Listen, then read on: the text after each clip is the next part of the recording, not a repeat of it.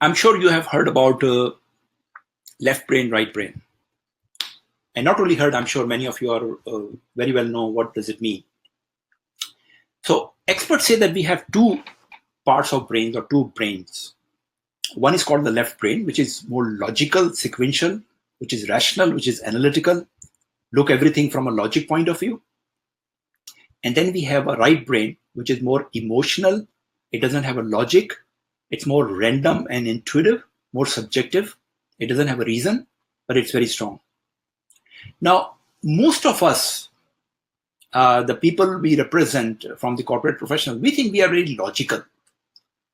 Other people are emotional, but I'm very logical. I always make decisions with the logic, not with my emotion. This is what we think, right? All the shopping I make logical decisions. I don't go away by emotions or random thinking. Now, reality is, and this is again based on the research, reality is that most of us are basically emotional. We are emotional being, and we make emotional decisions. Now, what happens when you buy something, you are buying with your emotions, but then you create a logic. If you buy a 20,000 Rolex watch, what logic would you have to buy a Rolex watch for $20,000? But you create a logic. It's a part of my lifestyle. I can afford it. It's handcrafted. It's rare. This is exactly the marketers want you to think about that purchase, right? But it's purely an emotional buy. Now, researchers even found out it was believed that emotions play a very important or dominant role in the B2C market. When the smart marketers are selling things to consumers, millions and millions of consumers, they play with their emotions. Everybody knows that, right? But in the case of the B2B market, it was considered that no, here we have the responsible corporate professionals, thoughtful left-brainers who don't use their emotions, but use the logic and their wisdom to make buying decisions. Think of the Walmart buyers who have the authority to buy billions and billions of dollars. Now, the latest research found out that even in the B2B relationship, B2B buying decisions, personal relationship matters. Personal relationship matters. And what is personal relationship? It's all emotional, right? Those buyers who are thinking that they are making very wise, logical decisions, they are influenced by the relation they have with other suppliers or the people they know. And if you look at your life, you will see yourself that how many relations you have where you have a strong influence as far as your decision making is concerned. So this is to really understand that every decision we are making now, I'm not saying that we don't use our logical mind. As a matter of fact, all the time there is a struggle going on in our mind between left brain and right brain. Now you decide based on the logic.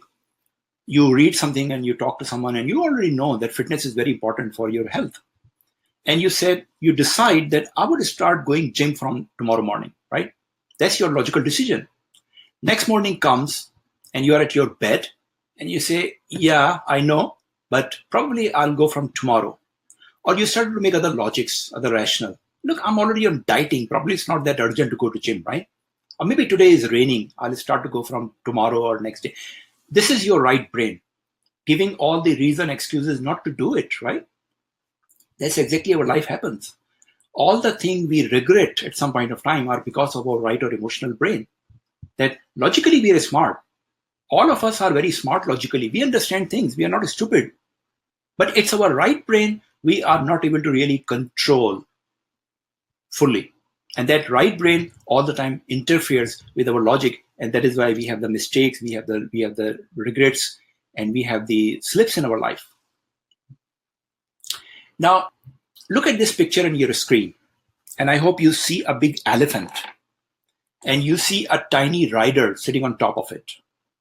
For a moment, consider yourself as that tiny rider. And as I said earlier, that all the time we think that we are left-brained, which means that left brain is always with us. We don't lose it. Otherwise, we would be considered insane. So all the time we are with our left brain, all the time we are using it. So even you are sitting on this gigantic elephant, you are there with your left brain, the tiny rider you see. And think for a moment that this gigantic elephant is basically your right brain, your emotional brain, right? Now, the reason of this analogy here is that logical brain is always with you because you don't have any problem with the quality of thinking.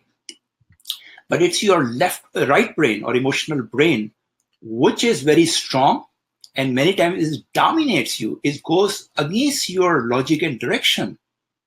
That's an elephant. It's a big, very powerful. Now, right brain is not bad all the time. Your emotional brain also very useful, very powerful. So imagine if you are able to drive this big elephant in the right direction where you want it to go, and that elephant is moving, it could do wonders for you, right? Provided you control the right brain. So onwards, start thinking whenever you have to make a critical decision, what is your left brain saying and what is your elephant want to do? And try to control elephant. It's difficult. It's very challenging. It's not easy. That is where people struggle most of the time, right? That you make a decision to go to gym from tomorrow morning and then your elephant is out of control. Now, elephant is very interesting. When you get up in the morning and you go to washroom, elephant does not question why are you brushing your teeth, right?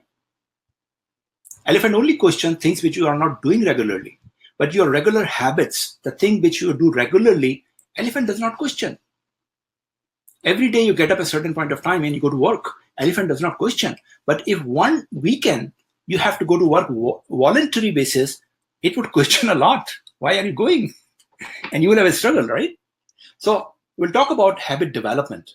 One way to control your elephant is to develop habits, because habits becomes your second nature.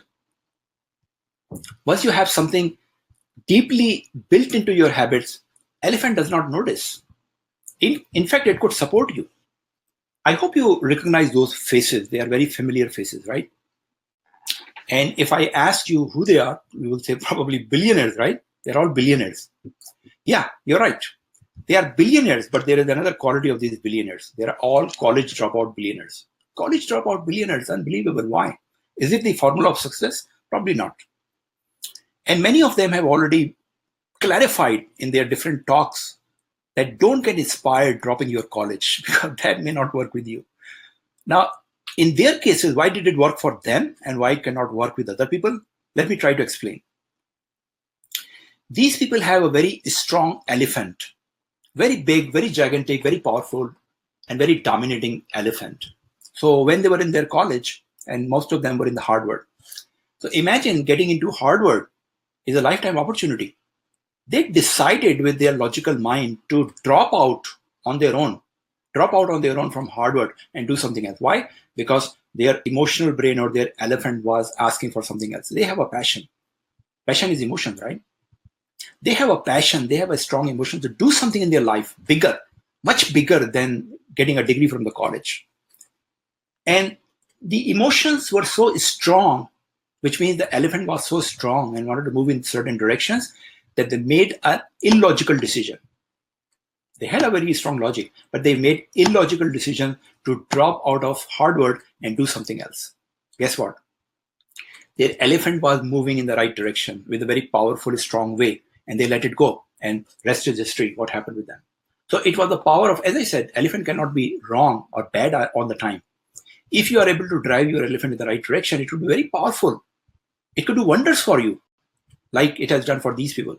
Now, these people are not stupid. They are really very smart. What they accomplished early in their life was only because of their emotional power, right brain power, which we, in other words, call passion. Many people have difficulty to understand what passion is. Passion is your emotions, provided you are able to arouse your emotion in the right direction for a positive purpose.